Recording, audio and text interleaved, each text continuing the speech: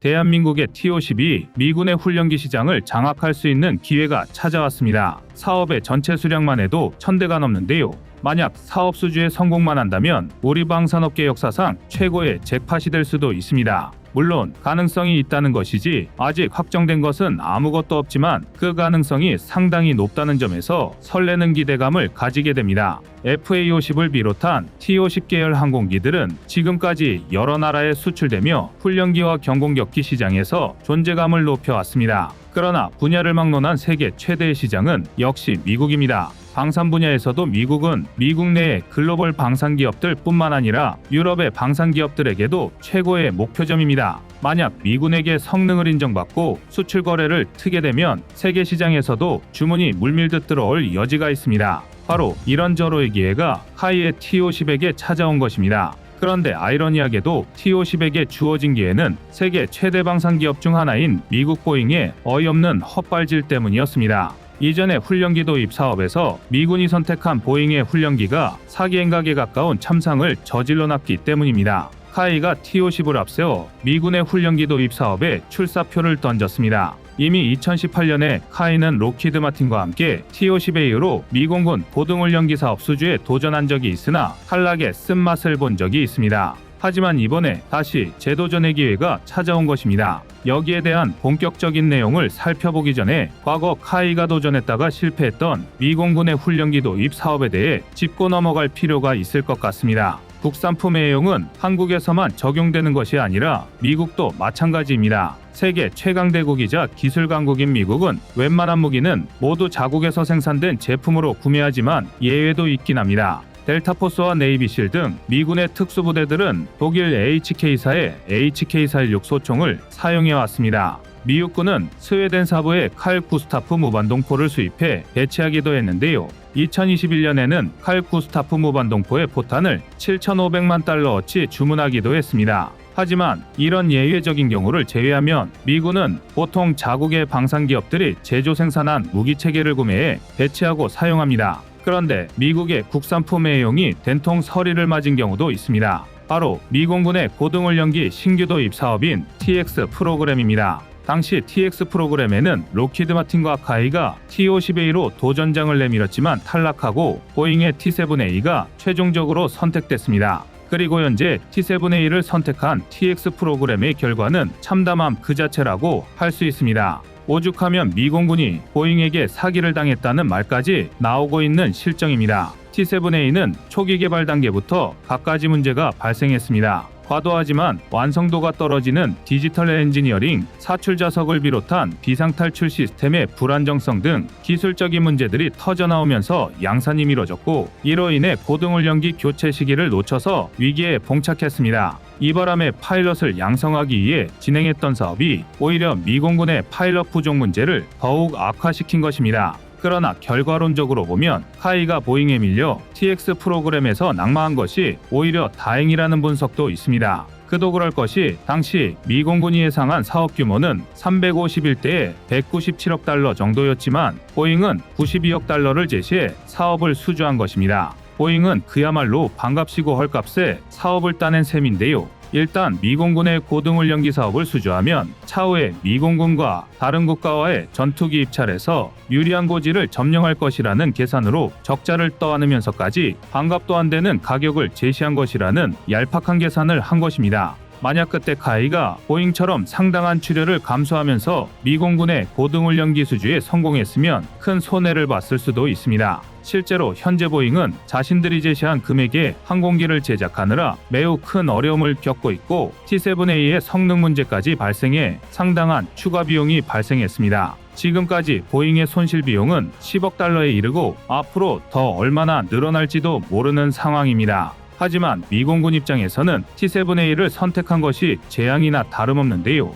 결국 참다 못한 미공군은 고등전술훈련기 도입을 위한 ATT 사업을 발표했습니다. 기존 TX 프로그램이 기본적인 비행조종 훈련에 맞춰 훈련기를 도입했다면 ATT 사업은 정식 임관 이후 전술임문에 중점이 맞춰진 전투조종 훈련이 가능한 기종을 요구하고 있습니다. 흔히 말하는 고등훈련기와 전술임문기의 차이인데요. 일례로 미공군은 ATT 사업에 최소 마 0.9 이상의 속도, 30분의 전술 기동 시간을 포함한 90분 이상의 최대 비행 가능 시간, 최소 45,000피트 이상 고도에서 운용 가능, 7.5G 이상의 하중을 견딜 수 있는 순간 기동, 6G 이상의 지속 기동, 기종 전환이 용이한 시스템 구현, 공중 전투 훈련용 모의 미사일 탑재 등 상당히 높은 수준의 스펙을 요구하고 있습니다. 여기에 공중급유 장치, 자동 지상 충돌 방지 장치 등의 옵션도 권장하고 있는데요. 바로 이 때문에 TX 프로그램에서 T7A를 지지했던 전문가들이 당혹스러움을 금치 못하고 있습니다.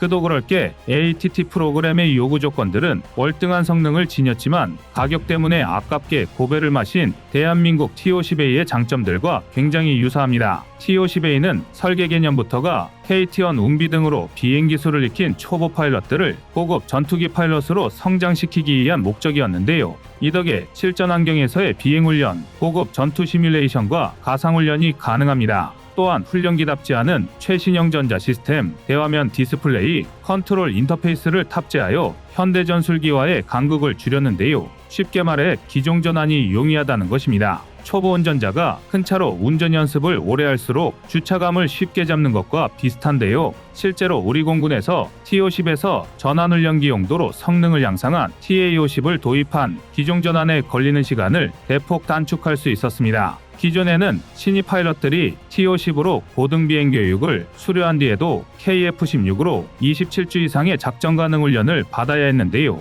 하지만 TA-50을 도입하면서 기종 전환에 걸리는 시간을 8주로 대폭 감축했습니다. 심지어 F-15K의 경우 훈련 비행 시간을 300시간 이상 단축시켜 교육 과정을 1년 6개월 이상 단축했는데요. 이론상 지원자만 충분하다면 연간 80여 명의 전투기 파일럿을 양성할 수 있는 셈입니다. 게다가 T-50A는 훈련뿐만 아니라 다양한 임무와 운용 환경에 대응할 수 있도록 설계되어 있는데요. 유사시 공중전투는 물론 CAS, 시드 등 지상공격 타기 파괴 등의 임무를 수행할 수 있는 다목적 기능을 갖추고 있습니다. 멀리 갈 것도 없이 FA-50이 T-50의 계열기라는 걸 떠올리면 쉽게 이해할 수 있으실 겁니다. 이외에도 T-50A는 비행 제어 시스템, 자동 비상 절차, 충돌 회피 시스템 등을 포함하며 파일럿의 안전성을 최대로 확보하고 있습니다. 윙록과 사출 자석 문제로 비행도 비상 탈출도 할 수 없는 T-7A와 비교하면 천지 차이인데요. 그리고 결정적으로 대한민국과 미국의 전술기 편제가 비슷하다는 것도 굉장한 장점입니다.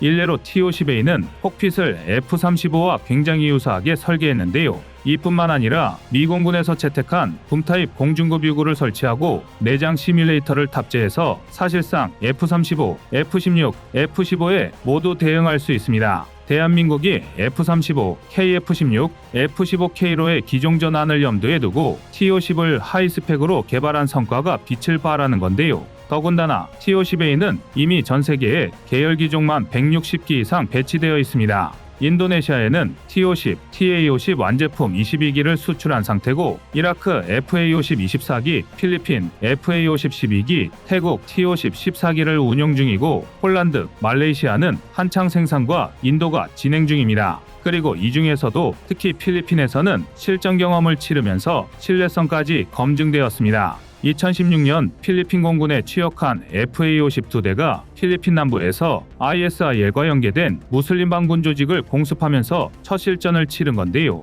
이뿐만 아니라 이듬해에는 필리핀 반군의 아부사야프 캠프를 공습하면서 지상 공격 능력을 입증했습니다. 물론 두 사례 모두 이렇다 할 대공하기가 없는 대상이었지만 그럼에도 초저고도에서 무유도 폭격을 성공시켰다는 건 T-50 계열 항공기의 근접 항공지원용 안전장치들이 제대로 작동하고 있음을 입증한 것과 같습니다. 이처럼 T-50 계열 항공기들은 이미 완성되어 훈련기부터 경공격기까지 다양한 목적으로 운용 중인 기종인 만큼 개발 비용이나 개발 기간이 지연될 위험성이 현저히 낮습니다. 가깝게는 T-7A, 멀게는 F-35의 개발 지연으로 이미 질릴 대로 질려버린 미공군이라면 충분히 메리트를 느낄 만한 장점입니다. 심지어 현재 카이는 ATT 사업에 참여하면서 T-50A의 개량형인 TF-50을 제안 중입니다. 그야말로 심기일전의 각오로 미국 시장에 다시 한번 도전하는 건데요. 그도 그럴 게 이번 사업에는 280에서 400대 규모의 미공군 ATT 사업뿐만 아니라 미 해군의 신규 훈련기 도입 계획인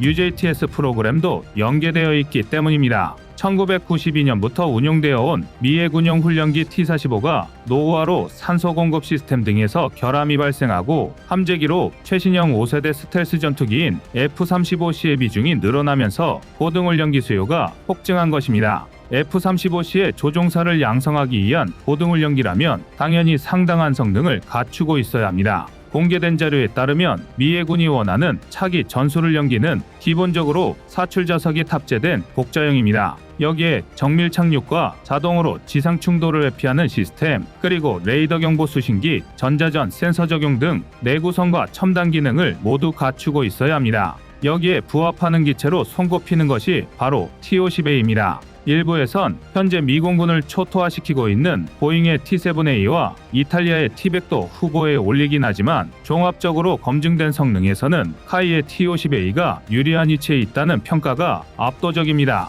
대한민국과 T-50에게는 절호의 기회인데요. TX 프로그램에서 T-7A가 퇴출당하고 그 물량을 ATT 사업이 모두 흡수한다면 최종 규모가 630에서 750대까지 늘어납니다. 그리고 여기에 미 해군의 UJTS 프로그램 가상적기 사업인 TSA 사업까지 합쳐진다면 최종 수요 물량은 무려 1100대에 육박하는데요. 마치 짜맞추기라도 한 듯 미국 공중전력의 모든 수요 물량을 담당할 수 있게 되는 것입니다. 대한민국이 세계 최강대국인 미국의 무기체계를, 그것도 군용 항공기를 수출할 수 있을지 기대를 가지고 지켜봐도 좋을 것 같습니다. 이상 꺼리튜브의 두 번째 미션이었습니다.